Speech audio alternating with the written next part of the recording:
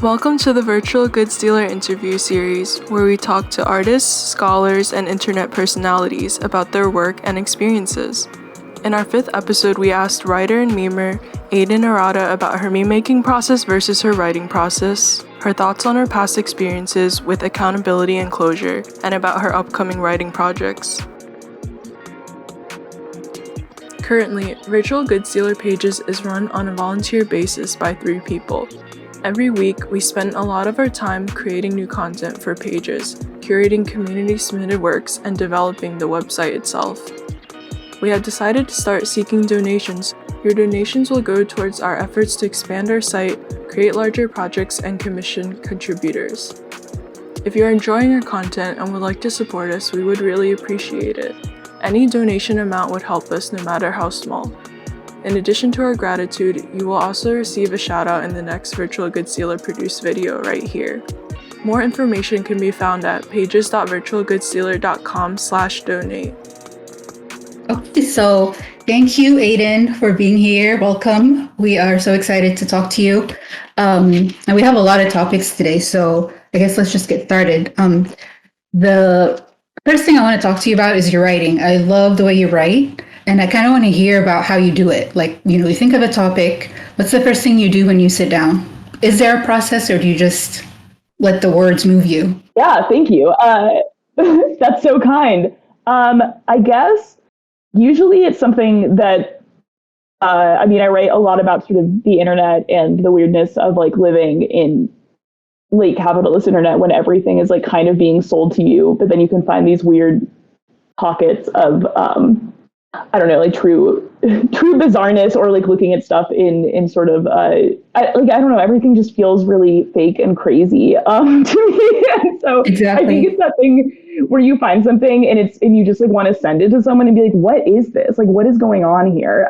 So I think that level of excitement is sort of the thing that if I find something and I feel like, okay, I compulsively like have to metabolize that's when I'm like, all right, I should write about this. And then the actual process is days long and like a slog, and I have to make myself do it. Like writing is my favorite thing in the world. And also, I think maybe because of internet work, deeply unpleasant now, because like you have to be alone to do it. You have to sort of like sit and parse out your thoughts. And I'm very much a like write emotional, edit rational.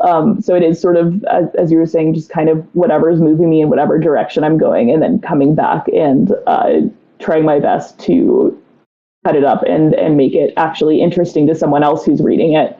But interesting. Okay. Yeah. But it's kind of, I think my brain is a little bit damaged by sort of the validation feedback system, or at least like the engagement feedback system of social media. And so it's hard for me to stick with a project and like basically not have anyone tell me how they feel about it right away. This is the exact thing that paralyzes me when it comes to writing. I just keep re-editing myself because I don't know what sounds good. I have no one to tell me what sounds good. And even if it is good and you're really proud of it, you kind of send it off and it feels really separate from you, which I think can be a good thing, but you don't have control over like how it's going to be received or where it's going to like not even do you not have control, but you just kind of don't know about it. Like I always feel like writing is kind of like being like a sperm donor. Like you kind of just like jack off and then like send it into the world and you don't know if a baby happens. Like, and at least if you like make a meme or something, you pretty instantly have like someone else in the world just like witnessing it. And but I mean, writing is more long-term satisfying. And obviously I don't think that memes have the space for necessarily as much nuance. So in like the process of writing, in the metaphor you said about the sperm donor, what would the baby be? Like, what is this end result that like something, is it like you want someone to take away something or like think about a certain angle? Yeah, I think so. I mean, from a, just a totally like personal perspective, maybe having like a project in the world, like sort of in an established way or in a published way, like it has like a home, like it has somewhere to kind of it and grow. Now I'm like trying to think about baby metaphors. I'm like, where does it grow up? What does that mean? But you're right that like, yeah, I think ultimately the goal is that someone somewhere is affected or is thinking about something in a different way. Do you outline your thoughts beforehand? Like if you have a really complex topic, you don't outline? I have like 6 million phone notes in my phone that are like really scattered. That's like constant out. Yeah. I do, but outline connotes organization and they're not organized. So no.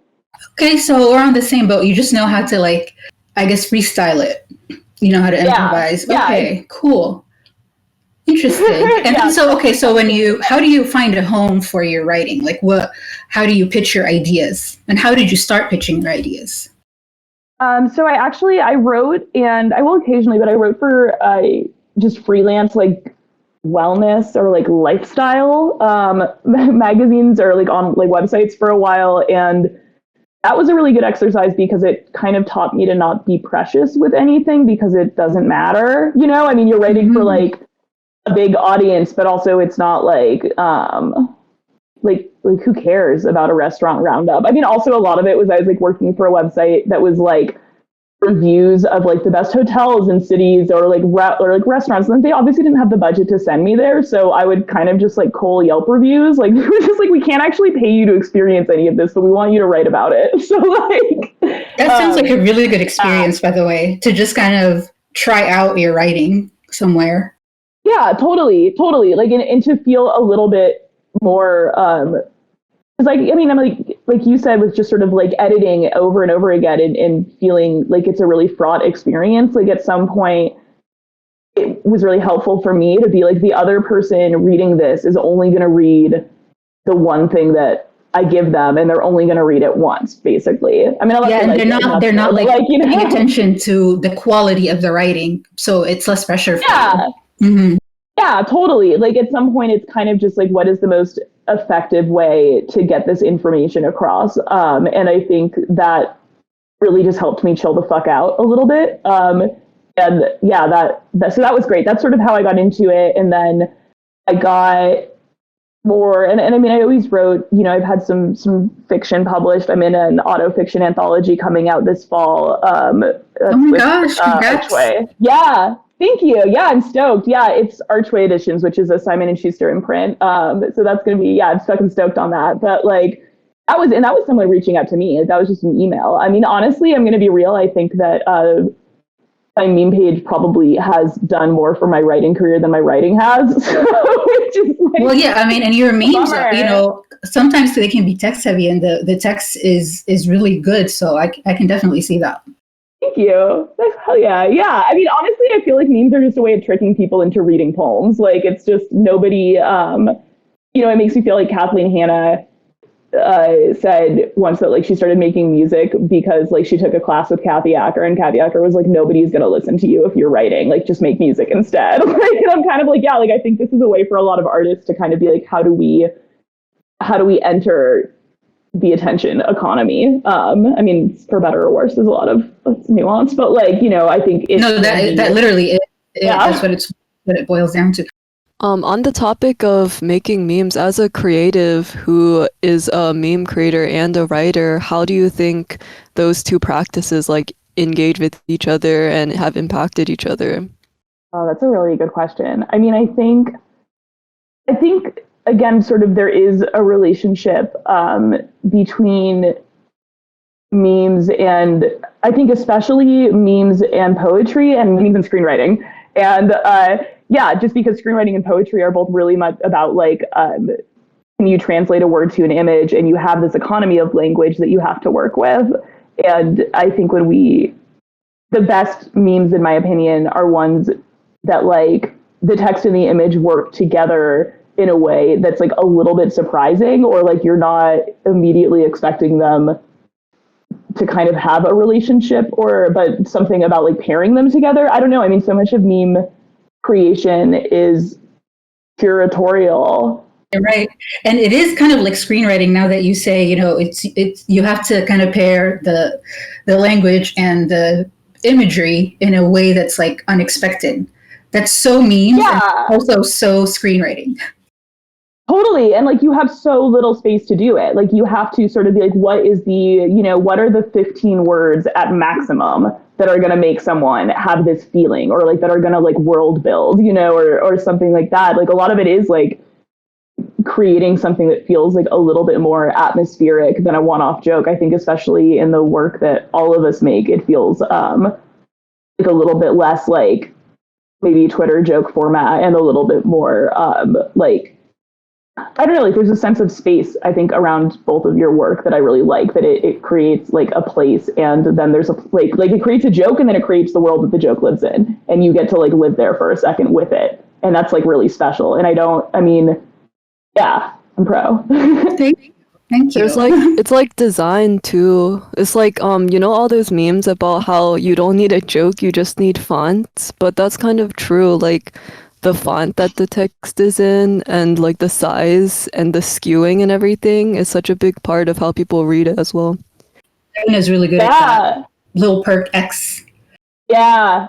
Oh my god. Yeah, Helen's fucking great at that. Like, oh man. Yeah, and also just in terms of subject matter, I mean, especially sort of because the writing that I do is a little bit more personal, and even when I'm talking about like cultural stuff or like online internet stuff, it still sort of is about my relationship to it. And I feel like memes are also a space that there's a lot of room for like metabolizing personal experience or working through something, or like, I mean, I guess writing and memes ideally both sort of pedal in relatability. That's that's sort of the hook in terms of what makes an audience respond to something. And maybe that's all art. I don't know if writing is specific to that per se. Yeah, it's funny. I was like having I was talking to a screenwriter recently, or a TV writer, and she was saying that like the first show she worked on was like really about deep personal experiences. Like their writer's room was all about like, things that had happened to you and how we could turn that into a story and how we work through that, which is really interesting, and probably, connected to a lot of the work that I do is probably similar to that. And then she moved on to a really genre show, like sort of like a CW big show. And she said that she started pitching those, and the room was just like, oh, we don't do that here. Like not in a, you fucked up way, but just in a like, we look to other pieces of like media, like we're like what worked in another TV show, what worked in a movie, like what can we take from other art that exists instead of from our personal experiences. And I just think that's a really interesting way to think about how you're making stuff and where you're pulling from. But in my experience, writing and memes both pull very, very often from personal experience. Who is doing this shitty airport paperback murder novel of memes, which I do love those. I say that like with reverence, but I'm like, who's doing like the genre meme that only references other material? Because that sounds kind of insufferable to me. But maybe I bet it's out there and I like it, and I just can't think of it now. But anyway, I mean, it's a good way to grow your account and everything. But I think what makes a meme really, really special is you put something in it that you're scared to put out. And then you could put it out and it could flop, but you could also put it out and it could be the best thing ever. Those are the best memes. It's like something that you think sounds stupid, but you really, really believe it.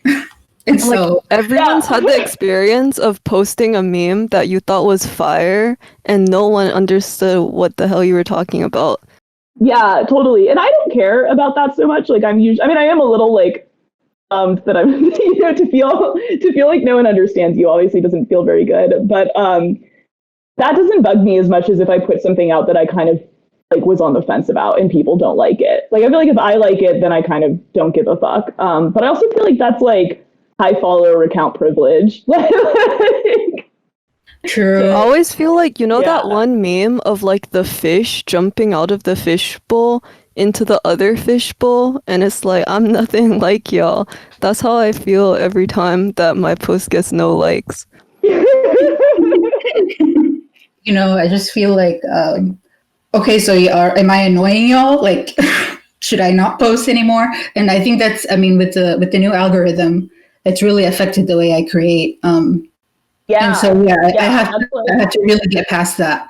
If I really like something, I should just post it and leave it up.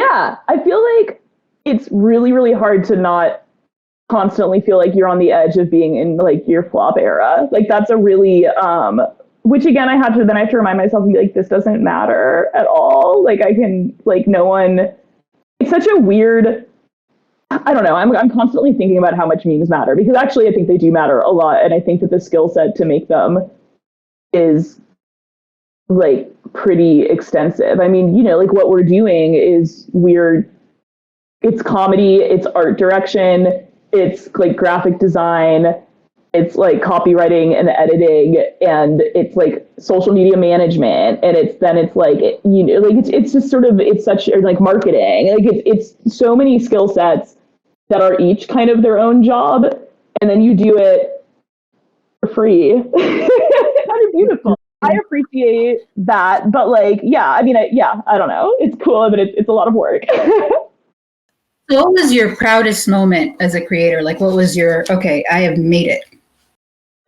So I think maybe like a year or two ago, I accidentally or like just unintentionally became like the leading expert on I'm Baby, which I think is really funny. I remember that era. Really? Yeah. So God, maybe I am in my flop era. That was like 2 years ago.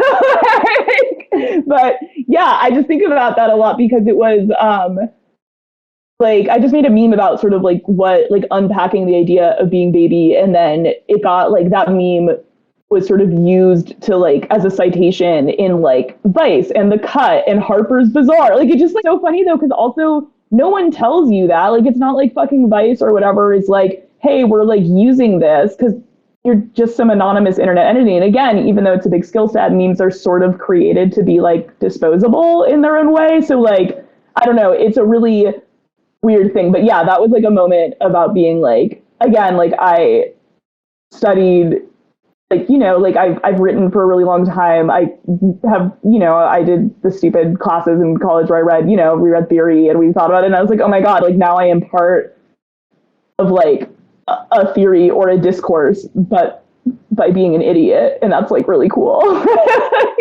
God, there was one. I also have to find it. Someone also like quoted it in like a book review on Amazon. Like my friend was like, I was buying this book and I saw your meme in like an Amazon review. So I'm so glad that it was impactful. And it actually was for like a pretty cool poetry book. So I'm like, at least, you know, at least smart people are out there putting me in their Amazon reviews. I respect that.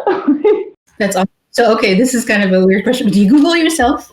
No, but I have a Google alert set up, so it will tell me. I never get any alerts for some reason. But then I would Google myself and I would see something new that I didn't get in the alerts. So, yeah, I don't know. That's going to give you so much anxiety. I do not like seeing what people said about me. I'm like, that's your business. Yeah, it's been, I try really hard not to lurk generally. Like I'm really good at like not checking people's pages, or like I don't like, I think it's like a common joke of like lurking your ex or something. I'm like, I will literally never do that. Like I'm just not interested. I don't need to see. I do not want to know. So I feel that way a little bit about myself and my own internet presence, but knowing that the Google alert is fake and doesn't work is going to give me anxiety. Well, I mean, since it works for you, but I've never gotten a single alert for some reason. Maybe I just did it wrong. You've like shown up. But yeah, like I'll Google myself and I'll see like, you know, a few articles here and there that I never was alerted to. So. Yeah, that's so interesting. I think I also like, I mean, I did a weird thing where like my account was a personal account and then I started making memes with it and I sort of didn't think anyone would follow it. So, and then they did. So I like doxed myself and I'm like, that's my first and last name. And I'm the only Aiden Arata like in the world, I'm pretty sure. So like, I kind of, I don't know if I fuck up or if something shitty like appears about me on the internet, I feel like that's very much tied to like my civilian presence. And I guess that's just like a thing that's true. Would keep me up a lot. Yeah, so I just try not to think about it. Cool. Okay, so the last question in this segment is, what's your ideal career in this? That's a great question. I mean, I just want to write, honestly. I like making memes, and I want to do more screenwriting. I want to do more sort of longer fiction writing. I would definitely wouldn't stop making memes. So I actually now like am pretty much a professional meme maker. Like I have a couple clients, and like over the pandemic, I used to work in TV, and then pandemic hit, and then TV wasn't as I was like an assistant, and then TV wasn't really happening anymore. And so I kind of segued into full-time content creation, and some of it I really like, some of it feels dystopian and miserable, and like I'm actively doing evil work by like tricking people into paying attention to things for Zuck to get off on. But also maybe I feel that way about my own content sometimes. Complicated. I remember reading something like that. Yes, Mm-hmm. yes, totally. Memes are kind of evil because they do demand people's attention, and they take people's attention away from, maybe more important things.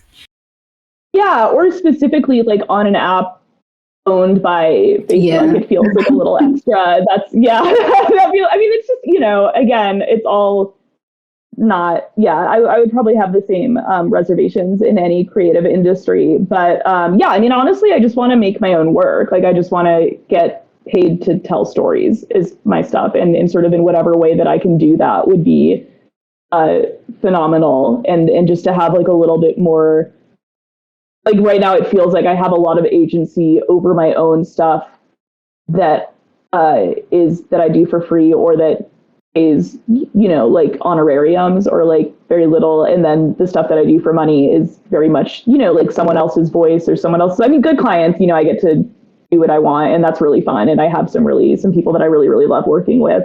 And also, ultimately I just kind of want to make my own stuff and have that be sustainable in the long run. That's my goal. That's a perfect answer. Do you have like a dream writing project that you would want to work on? Yeah, I mean, I don't want to get too into details because it's like kind of silly, but right now I'm like writing a noir movie set in like Y2K, and I'm like really stoked on that. It's just like a really fun project. Also by writing, I do like a lot of like collaging around it, or like a lot of like walking around thinking about it. I mean, it is, it's in final draft, it's getting there, but it's like just sort of like, I think it would be really fun to do something like really internet-y and genre-y, but that it isn't set in like a contemporary setting. And I really love the Y2K horror idea. I think that will be amazing. Yeah, I think it would just be super fun and aesthetic, and like, I don't know, you can just make people do really stupid shit. And I mean, I don't know, I'm kind of also obsessed with the idea of Y2K, especially because I do feel like we are living in this slow apocalypse. Someone having a mental breakdown, but with like a bedazzled flip phone, that would be amazing. Yes. Oh my God. Like, I think that was even like pre-Sidekick. Like, that was Razor era, maybe? Freaking out on the Nokia brick. The Nokia brick. Use the Nokia brick to like kill the demon. Yeah. Oh my God. It's just Snake. The demon is the snake from Snake. That's good. Thank you. We're workshopping. So I guess let's move to a more serious topic. All right. So, in the last couple of years, Aiden, you made a brave decision to call out somebody who, was abusive towards you. Mm-hmm. And, that person he had a lot more followers than you. He was, considered to be powerful in our community. So I kind of want to hear about like what your expectations were versus what happened. This is a really interesting question, because I feel, I don't know that I even had clear expectations. I think that it just felt like I couldn't, at that time, knowing what I knew at the time, that, and especially I think a lot of it was that it was my personal experience, but also that it had become clear that this was a pattern, and that I wasn't the only like woman that had experienced this, and also that it was intentional. Like, it was an intentional like things had been done to cover up or like directly lie about actions against other people. So I think it was just sort of like that, like knowing that, it sort of felt like a lot of, you know, I mean, I think especially then, and definitely now still, but like, I think it sort of like the community, quote unquote, like there was a lot of, like a lot of the discourse and a lot of the posting was about sort of issues around sort of like social justice or around, you know, like ways to behave, or pretty explicitly like anti-abuser. And again, that's something that like that person would post and sort of was like friends with people. And it just sort of felt like, how can I be part of this if like I know this and I'm not saying anything about it? You know, like it just felt like I felt really complicit. And I mean, honestly, a lot of that was sort of my personal shit, because before I sort of understood, you know, like I had kind of worked with that person who had led me to believe that it was maybe like a one-off or like a miscommunication or like, you know, a lapse in the way that men are educated about consent. And then when it, you know, like I had sort of swallowed that and worked and sort of been like, okay, I call you in, let's talk about this, let's do this together, I believe you. And then it became clear that that was not the situation at all. And so like it was like at that point, yeah, like I felt really complicit. And I think for me, it was almost like a guilt reaction about being like, I don't think that I can like behave this way and like present as someone who is like safe for people if I'm not acting like that. So that wasn't exactly, yeah, like I don't know what I wanted out of it. And then ultimately, you know, the more stuff came out and the more people, the more women that like came to me with their own stories about this person, sort of the more it became clear that he was specifically using his platform to find people to sexually assault. And that at that point I was like, I would really like this person to not have an account. Like I want this person to sort of be deplatformed.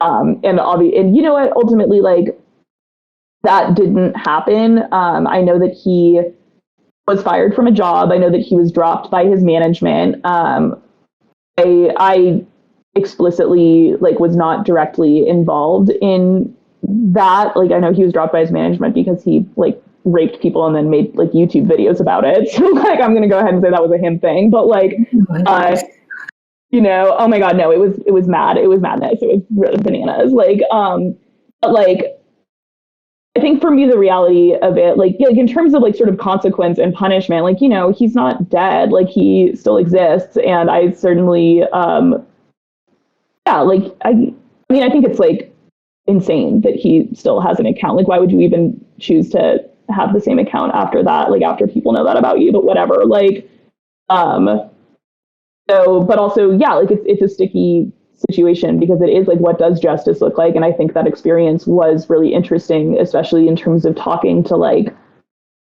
different people who sort of were survivors or victims of his actions, because, you know, and there are a fair amount of people who didn't want their story told publicly, and like that's something that you have to respect, but you have to listen to like really horrific details and have someone be like, you know, like you telling people about this wouldn't be justice for me, and you have to honor that, of course. Like you can't. So it's sort of yeah, that was really an interesting exploration.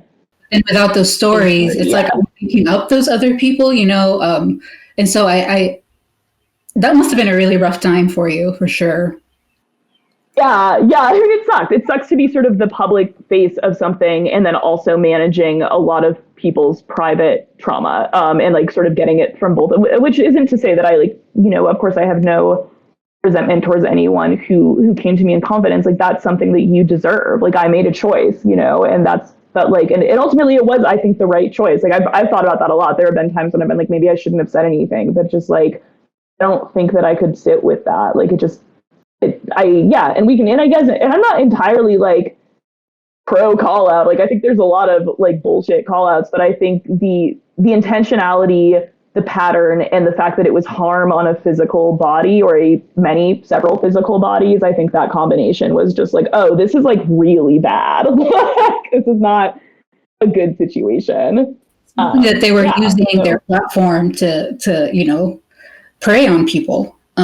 Because people like that, it's like when you get involved with someone like that and you're someone who's like a public figure or whatever as well, it's like they will use their connection to you to prey on other people as well if you act like you're cool with them. That's something that I noticed about like these internet predators. So I think it's really important to deplatform them, even though somebody has to like take the brunt of it, and like that's what you did. And I don't know, I think it's like a heroic thing to do for sure. Like no argument. Absolutely. You made the Yeah. right decision 100%. Yeah, I feel the same way. And I know, yeah, like there have been other like people that y'all have had experience with, and it's just fucked. Like it's just really shitty, and I think that it's a really tough thing to do, and it also ultimately I think is the sort of I guess it's like harm reduction, but also yeah, like I have this memory of like hanging out with him before I knew this, and like close to this, and looking at our like I didn't even know how to look at a follower breakdown at that point, and him being like, oh, I only have, and I think I said something like I just figured it out, and I was like, oh, like I mean, again, gender is fake and stupid, but according to the Facebook binary, I was like, like, oh, like 75% of the people on my followers are girls, and like that's kind of cool. And he was like, oh, like mine isn't high. You should tell more girls to follow me. Like I think like it would be like I feel bad. Like it feels like no, yeah. He was like it feels like toxic masculinity that like so many men follow me, and I wish that my audience like maybe like you can help me get girls to follow. And then knowing that he assaulted his follower, and I was like, oh my god, like it's so predatory. Like, yeah, but that's exactly it. Cindie. I think is that idea of like you become a shield, which fucking sucks. Like the idea that you are representative of this person is, I mean, that's something that I had to really go to therapy to unpack, because I felt that. I felt really, really, really guilty for not saying anything sooner and better and faster for a really long time. But also, yeah, then I think back to moments like that, and I was like, oh my God, you're so predatory.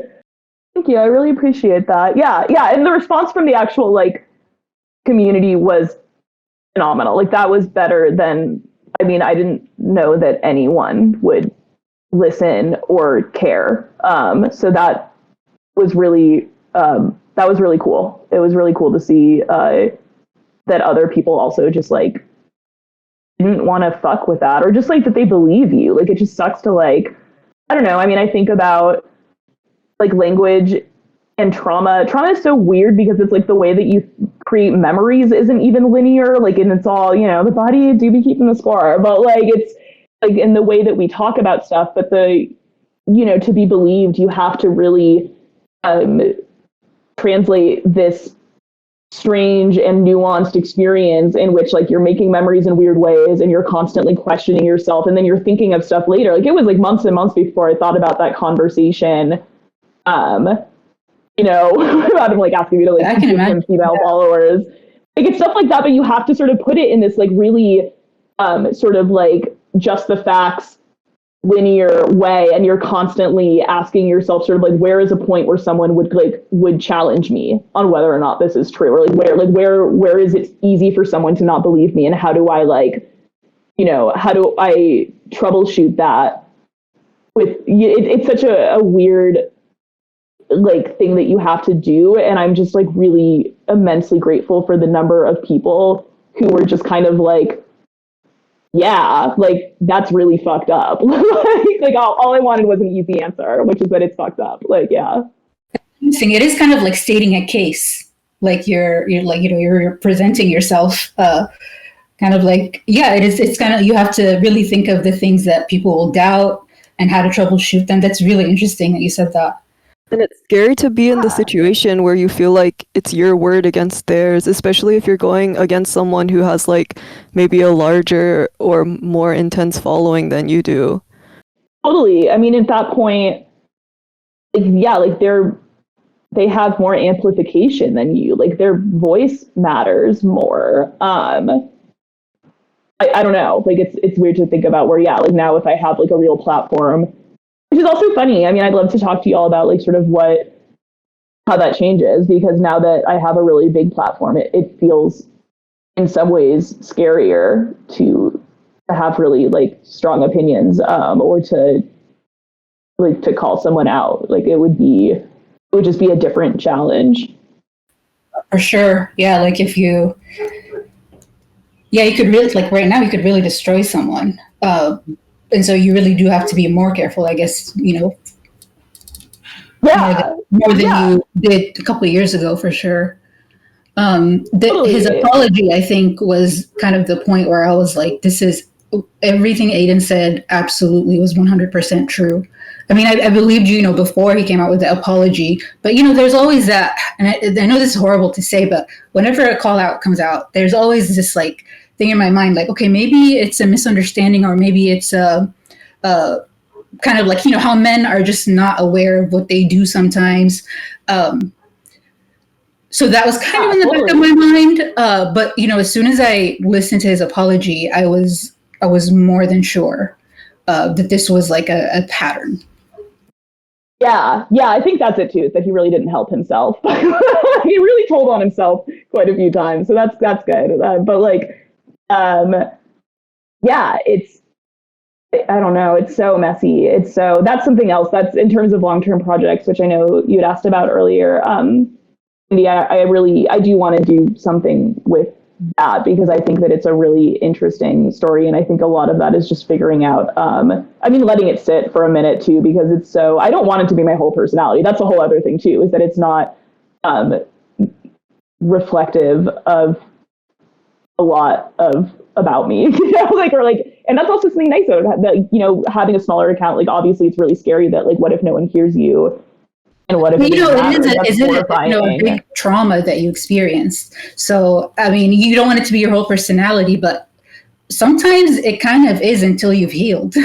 That's just the truth about things. Yeah. That's a really good point. And that's really compassionate. I think that's also it too, is that I could extend myself a little bit of that compassion. But yeah. What is closure? Do you think closure is a real thing, or is closure just kind of living through life until you have healed?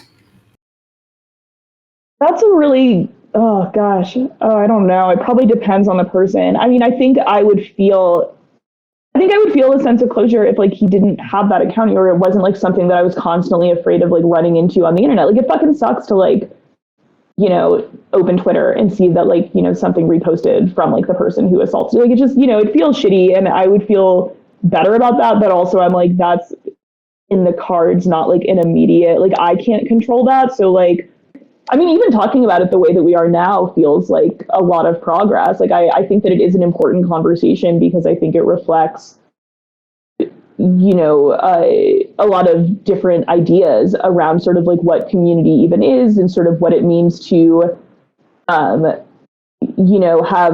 your values, or, like, really laid out online. And, like, I don't think that makes me like an activist or anything, but, like, there's like a weird pressure. Like, and obviously people can have those values online and maybe not perform them in real life. And, like, what is, I don't know, like, there's just a lot to unpack around that. And I think that it's an important conversation, and I'm grateful that we can all have it in a way that feels kind, and also it's not activating for me, which is really nice. So maybe that's closure to you, and that's just kind of, that's a really good sign. It's not, kind of triggering for you.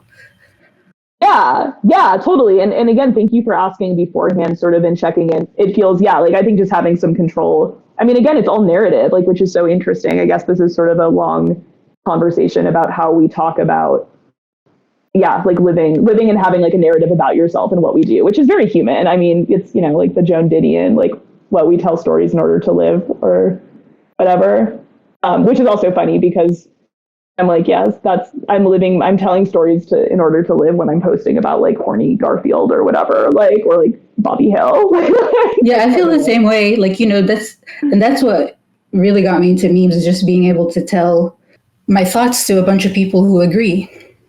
Yeah, it feels really good. It's really nice to have, to just have someone understand your experience a little bit. I don't know. It's a weird, special medium. It's also a hellhole sometimes. I mean, the internet just is, but generally, I think I think it's more special than a hellhole, for sure. I know there are downsides. But, no, I think memes are gonna change the world, if I'm not being too dramatic. I love that. So when people ask sort of like what you do, or ask about it, do do you say like I'm a memer or I make memes? Like, what is your? For me, I think there's just like a slight moment of abjection when I try to like explain memes as an art form to people. But I like genuinely, I think they're important, and I believe that they are. And it's also hard to not. It feels a little bit cringe. Yeah, there's always like a pause, like, what do you mean you make memes? And like my friends from like college, like who would follow me for a long time, like one of my friends told me, shout out to Sam, he actually thought my page was just like me finding pictures on the internet and reposting them. And he was following me for like a year before he realized that I was actually making those pictures. Oh my God. So that was kind of interesting, like, because people don't realize that there are people who make these memes that you see, you know, forward. Yeah. And, because they're just there to be consumed and disposed of. So, yeah. Yeah, it's like what Aiden said earlier, how like even though memes are like an art, it's like we put a lot of effort, people who make memes put a lot of effort into it, but something about the format is that it's supposed to be somewhat disposable, and that like really that really affects how people view the creation of memes. Yeah, totally. Like it's something that you can scroll by and forget. But also, I mean, you know, we've already referenced like I think several times memes that are like, oh, you know that one, or that like clearly they do stay seared in your brain. Like I think, I don't know, the internet, I'm like sort of unpacking this whole thing in my head. I call it plastic bag theory, which is sort of that it's disposable, but it's also forever. And that's sort of I like that. I love that. Yeah. And it's like, and that's just what it is. Like, yeah. So now we have like, like, what do we do with this? What do we do with this stuff that's designed to be disposable, but that is really going to live forever, whether that means digitally or whether that means that it is just more impactful than we're giving it credit for. But like, yeah, like that it, you know, it's this permanent archive of like, yeah. So yeah, plastic bag theory is something that I think about all the time. And that's just my, and by theory, I mean, it's just the thing that I call it inside of my own head. But like, yeah, memes are super weird that way. Yeah, like we're kind of supposed to not take them seriously. This might go into sort of our conversation around like irony and the internet and why being sincere is really cringe. But like, we're not supposed to take them seriously, but also they are like permanent works of art that like, I mean, especially now because I've started getting more into like video work, like it can take like 8 hours to make a 30-second video. I love your reels, by the way. They rock. Thank you so much. Thank you. Yeah, it feels like self-harm to not take them seriously. Like, also, to make them, you have to take yourself seriously. You have to really unpack your thoughts and your feelings, and you have to just pour yourself into them. And how is that not serious? That's very serious. Yeah, that's such a good point. And that even things like not like, I mean, yeah, I think it's also just that even if the work that you're making isn't serious, like you're saying, or like even if it's sort of flippant or there's a joke involved, like there is a point in the creation process, like honoring those emotions. Like you have to like take the non-serious thing really seriously for a little bit. And I think that's sort of I feel like this is like a trick. This is like a thing that they don't tell you, where they're like, oh, actually, like everyone that has ever made anything that you like has had to be cringe about it and has had to like really dedicate themselves to this and defend it and believe in it, even for like a little bit, even the dumbest thing on the surface. And so it's okay to do that because every artist that you like and every comedian that you like is also doing that. They're just not telling you because they want it to seem off the cuff. Like, it's sad how I feel like the way that this conversation, it's like being straightforward or taking something seriously is like the same thing as being cringe. Like that's so sad. Yeah. It's very sad. I don't know why we have come to this point. I don't know what happened. Maybe it's a saturation of content. Like you hear something, you know, multiple times until it becomes just background noise. And so when you see it again and you see somebody saying it seriously, it's like, what, have you not been on the internet? This has been said so many times. Yeah, you know, it is a bummer. Like, yeah, fellas, is it cringe to take your art or your life seriously when you spend all of your time on it and all your energy? It's like, no, obviously it should not be. I also think that there is something about social media in particular, because it is sort of such a, by necessity, like, and it's just like designed to be sort of like an ego experience. And maybe there's something about acknowledging that. Like maybe there's something in irony or sort of like saying that like if something is super sincere or super like genuine feeling, maybe that in itself can sort of feel ironically like insincere, because then it's on this platform that's like inherently going to be about like promoting you or like reducing every user to like a consumable or a brand, and like that can feel really like disingenuous and dissonant and weird to us. So I mean I often will see that and want to respond with like fuck this, like, or like that person's fake, but also like no, because there is something really noble about sort of being like, hey, this is like the medium that we have, like as we were talking about, this is the way that you can get thousands of people to pay attention to you in real time and have a conversation with you in real time. Like why not try to use that for like a little bit of good and like not totally sell out all the time. But like I don't know, yeah, maybe I wonder whether that has something to do with it. Yeah, and okay, so one last point because we're running out of time. So when, I guess this is a question for everybody, but when y'all create something, are you creating for your audience or are you creating for your peers? I make stuff for myself. Yeah, that's a really good answer. I guess I do too. I mean, hard not to think about people in your head though. I think I make stuff for my peers, like, or for like my, yeah, I make stuff for my mutuals, but I like, maybe I'm the opposite of you, Cindie. I don't make things for myself, but I think I do, because again, it's that thing where if I make something that I think is funny and no one likes it, I'm okay with it. But if I make something that I feel like I kind of just made for other people and they don't like it, then I'm really bummed out. So I guess focusing on that, or like, yeah. I feel like when you make stuff for your peers, though, like there's this wider audience that's like people who just like memes or they follow you and your peers. So when you have that kind of public dialogue with your peers through your art, that's like this whole larger conversation for people to consume as well. This has been a really, really good conversation, by the way. I really enjoyed it. I do want to talk about your newsletter, Aiden, to kind of wrap up. Okay, so tell us about it. How can people subscribe? Totally. So yeah, it just talks about a lot of the stuff that we have talked about. Just experiencing the internet in what might be the apocalypse together and trying to sort of like hold hands through that. It's called Under the Influence, and it's just aidenarata.substack.com. And it's sporadic. I'm writing one right now about Angel Mommy. I don't know if you know of her videos, but I'm really obsessed with her. Yeah, just stuff that I like and why I like it.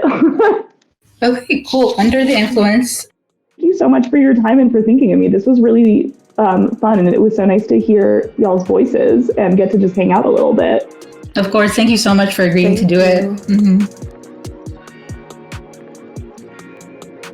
This was the 5th episode of the Virtual Goods Dealer interview series. If you're interested in reading more of Aiden Arata's work, check out her Instagram account at Aiden Arata and her newsletter, aidenarata.substack.com. Thank you all for listening, and see you next time.